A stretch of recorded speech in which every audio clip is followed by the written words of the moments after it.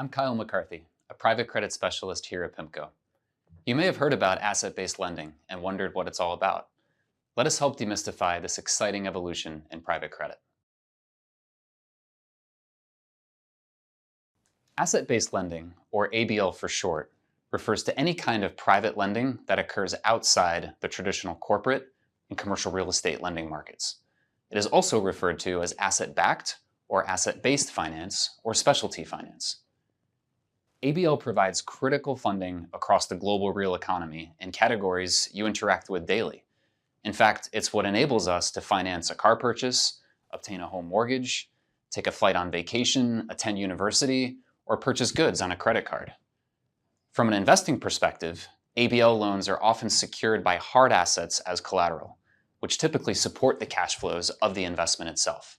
This could be a house, a car, an airplane, or financial guarantees like business receivables and intellectual property rights such as royalties, just to name a few. At Pimco, we estimate the ABL market to be over $20 trillion. Much of this fixed income-like universe is held by banks or pooled into securitizations, but a major shift towards private markets is underway, which we believe is creating a multi-trillion opportunity set for alternative lenders in the coming years.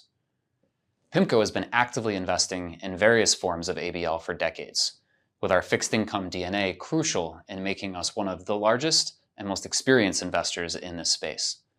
Diverse and growing, we consider asset-based lending the next frontier of private credit. We've mentioned some of the examples already, but at a high level, the ABL universe can be broken down into three main categories: consumer, non-consumer, and mortgage.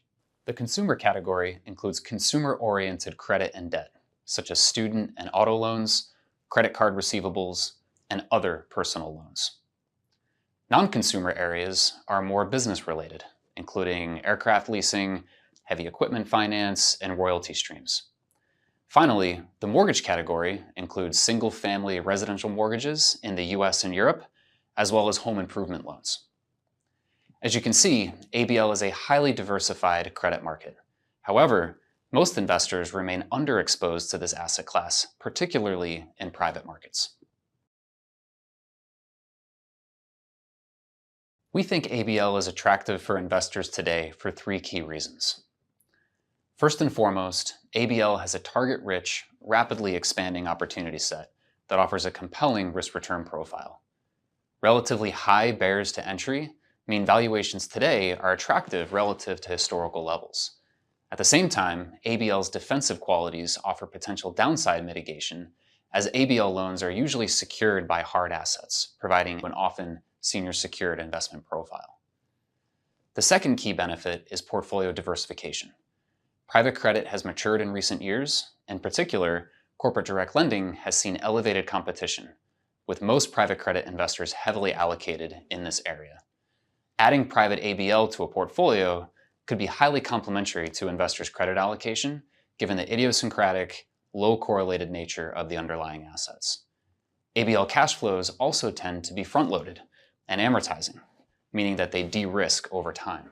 This adds another dimension of diversification relative to corporate direct lending, where coupon payments are interest-only. Lastly, ABL has a very compelling entry point today.